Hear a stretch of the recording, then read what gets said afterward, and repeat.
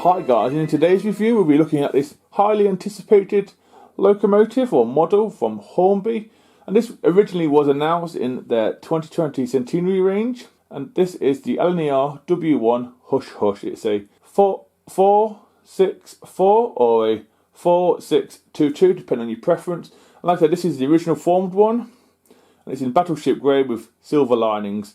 So let's get in the video and see what it's all about, shall we?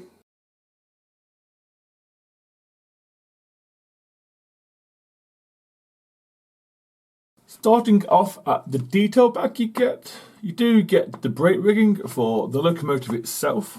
The tender itself are outside brake rigging, which has already been fitted by Hornby. Detail wise, you do get drain cocks which have been painted. You also get a vacuum pipe, and you get two lots of wheels for the wheels underneath the cab. They are flangeless by the looks of it, and you also get a front coupler too. As we move on to the front of the locomotive, with this locomotive you do get metal sprung buffers, and the buffers are round. The buffer beam itself and housing is in grey, battleship grey I believe. We do have a hook there as well in black. We also hold for detail parts that's in the bag. And then we have the number of the locomotive in a silver, which is 10,000. And down below you have the hole for your front coupler, which you just push in, which is great. Moving on up, this is where it gets a little interesting. It's not like any ordinary locomotive. We do have them lights in white already applied, I think they're just slightly glued on. We also have a spare lampine in the centre as well. There's a few bracing going around too. We also have a step down the side of what I want to say is smoke deflectors. The handrails are plastic, I think, and they are in white or silver. They could even be metal, but they feel plastic to me. We do have a hole as well. We also have a lampine at the top. You can also see the chimney. Like I said, it does have weird looking smoke deflectors and front, and there's a few rivets dotted around. As we move on to the side of the locomotive, both sides of the locomotive are the same to me from what I can see. It does have a handrail going around the smoke deflector. There's two actually, I think they're in like a silver. We also have which looks like to be a builder's plate as well. It's very small, but it's there. Looks to be a builder's plate. Let's talk about the livery of this locomotive. The livery of this locomotive is battleship grey, I want to say, with silver linings. And you can tell it's a very weird shaped locomotive. That's the marine boiler in it. That's why it's so weird. As we move on to the wheel configuration, the wheel configuration is a 464 or a 4622, depending on your preference. We do have a step in near the front bogie, along with all that metal motion as well. If you look towards the boiler and the front splasher between the wheels, there's some detail parts in there as well, which has been picked out pretty well by Hornby and their research team. Not sure what it does though, but they are there, and I've seen videos and it's correct as well. Like I said, there's a two at the back, and there one is the cab. As you can tell, it's not the usual arrangement, but it's there anyway. As we get on to the back of the cab itself, it does have the number of this locomotive, which is 10,000. We also have a handrail as well, and that's in grey too, but we only have one window to look out of, and there is some moulded on steps as well. As we move on to the part that I think most people look forward to in a review of a modern day locomotive, and that is the cab and the front of the tender. The cab itself is highly detailed. A lot of things are painted correctly. As you probably can tell if I can get some good pictures up, it doesn't have a standard cab. It has more of a submarine style thing with lots of things to press and stuff. I don't know what to do, but that's the way it is because it had a marine boiler in it. We do have a grate that moves up and down as well. We do have dials on the gauges and all that sort of stuff. It is highly detailed. There's glazing in it as well, I believe. As we move along to the front of the tender now, the front of the tender looks to be a standard Hornby tender front from an A4 or A3 for the looks of it. Most of it is moulded. I believe we do have a coal chute as well. There is stuff for the firemen there as well, cupboards and stuff and things to turn. I don't really know much about this locomotive, if I'm honest with you. It's an unusual one, but at least Hornby gone to trouble of getting it correct. We also have handrails as well, picked out in silver. As we move on to the side of the tender, both sides of this tender are exactly the same to me. Like I said, it looks like an A4 or A3 tender by Sir Nigel Gresley. We also have the lettering of the LNER in silver. We know back front by the looks of it, it might be a black one, but it's hard to see in my light. And again, it's in Battleship Grey. As we move down, we do have the outgrids and stuff again in Battleship Grey, but the last 3 wheels sets do have the brake stuff on that Hornby did for you. They've moulded it on. It's wonderful, very thin compared to some of the early Chinese ones. And then again, we have them silver handrails as well, along with some steps at the front and back of the tender. As we move on to the back of the tender does have some features that the front of the locomotive does, and that is round metal sprung buffers. We also have the coupling already applied here too. They're moulded on steps as well. As we move on up, we do have at least 2 to 3 lamp irons. We have 2 on one side and 1 on the other. We also have steps. We have metal handrails going up, and we also have one going around the gangway as well. We also have a plastic gangway too, and a porthole at the back, because this is a streamlined one. I'm guessing the crews could move from the loco to coaches, and that is glazed as well with silver around it. As we do a bird's eye view on top of the tender, starting the usual face at the back of the tender as it was. As you see, we do have a water filler cap there. We also have the gangway too. If you look closely, you can see the metal rail going around the gangway on the outside. Moving across just a little bit, we do have the coal load, and it's spread evenly across the tender top, and it's not too bad, it's not too chunky, but it is plastic, which I don't mind. I'm not sure if you can remove this or not. I did try moving mine and it wouldn't come out. So there might be some sort of mechanism inside to move the coal, but obviously fixed or moulded in. That may be there, I'm unsure. And we do have a dome in black as well. This is the bit where I probably will get confused and probably get a few things wrong, so I do apologise in advance. Starting off in the usual place, which is the cab roof. The cab roof again is in grey. It does have some rain ducts, some rivets and some vents. I believe the vents do move, but mine just are a little stiff, but I think they do move. We also have a whistle on one side of the locomotive as well. As we move across to the boiler area itself, like I said, it is an odd shape, more of a triangle, like a Toblerone style shape. As you can see, that is in Battleship Grey with a lining of silver. These are a few rivets running along the top. As we move into the centre area, there is a few things sticking out. I'm not sure what they are for, but they are there. And on one side we do have, which looks like to be some safety valves, which are painted wonderfully in a bronze or a gold looking colour. Then we move to the chimney. It's a single chimney. We do have these weird shaped smoke deflectors. We also have handrails as well. And then when you get to the front, you can also see the buffers. It is an odd shape, but it doesn't look too bad to me. As we do an underneath look at this locomotive, as you can see the wheel arrangement a lot better here. Like I said, it's a 4-6-4. We do have pickups, I believe, on at least 6 of the wheels. I think there's 6 driving wheels. There may be some pickups dotted around in other places that I can't manage to see, but they are a copper strip, which does the job for me. The motor in this locomotive is a 5-pole screw round motor, and it is a DCC ready, and it has an 8-pin socket if you want to DCC it and stuff like that. We also have some holes for the brake rigging that's in the detail bag. We also have flangeless wheels underneath the cab, and they don't swing out or anything like that. It doesn't bother me. I've got used to it over the years. If you look carefully, you can see the steps as well, and some of that lining that curves around the body.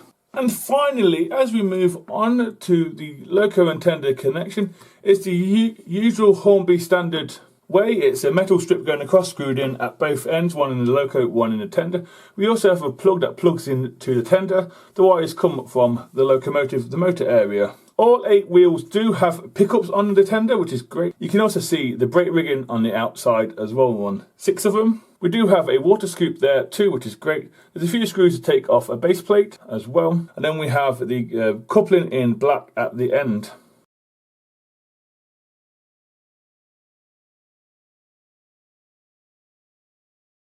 So yeah guys, that's it on the tracks. Looks quite wonderful actually. Next up will be the usual points test and the second radius. Most of my points are second radius points. I am surprised if it will do this. It's quite a big locomotive, but Hornby say it will do second radius. So let's find out, shall we, and see if it can do it.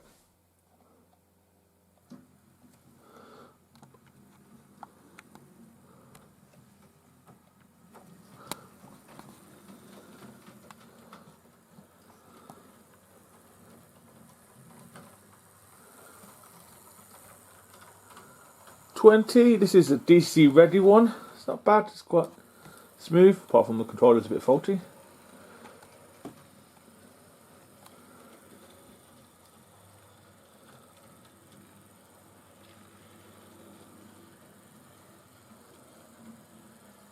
Very smooth.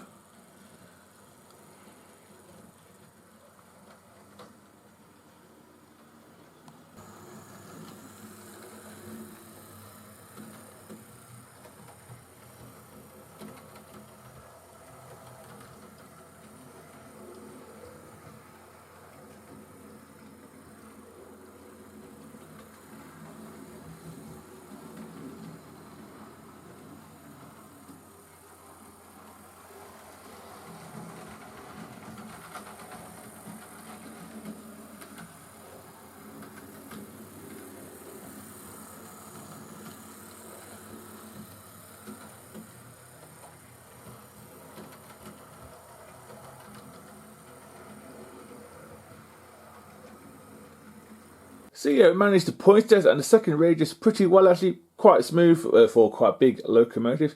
So next up will be some slow speed, and I'll find it a train, and I'll see you at the end.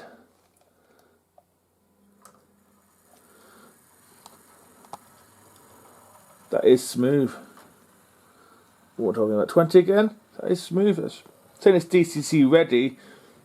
Pretty smooth. It probably could do slower speeds.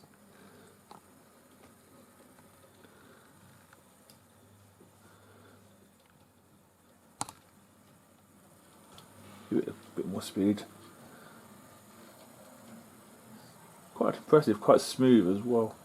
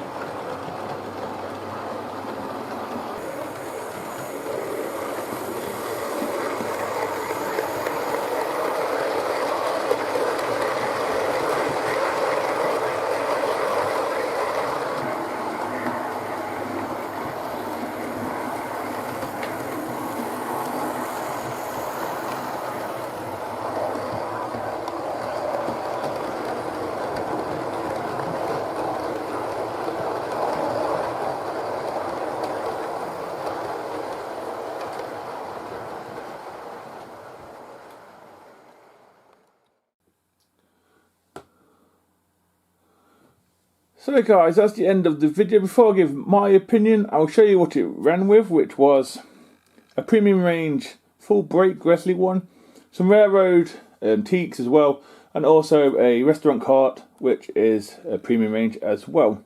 Looks okay to me, does the business, looks great. My opinion on the locomotive now, and I must stress, it's only my opinion. For me, it's a must. It's a iconic-ish locomotive for the Lner that was never made in RTR by any manufacturer. And I understand why, because there's only one ever made. So I get that. Hornby have gone to trouble of tooling up for several versions that it had during its lifetime, including the rebuilt version, which I do look forward to getting at some point in the new year. Personally, the price is £200 to £240, depending on where you are and where you get it from. For me, that's an okay price for a Pacific locomotive. If you were to kit build one of these yourself out of a metal kit or whatever, it's going to cost you a lot more money than £220 or £240, because you've got the paint, you've got the welding if it's a metal kit, you've got to get the motor, you've got to do all the work yourself. And you're not going to get it for £240 or £200, whatever it is. It's going to be more like £1,000. And I know people moan about the prices, but for me, it's an okay price. It's borderline for my Max, but it's okay.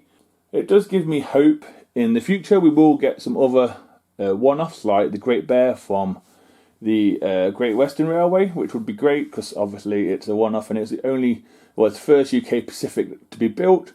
Also, it gives me hope for the Raven A2s as an Lner fan, but that's just my preference. I thought the overhang might have been a little bit too much on bends.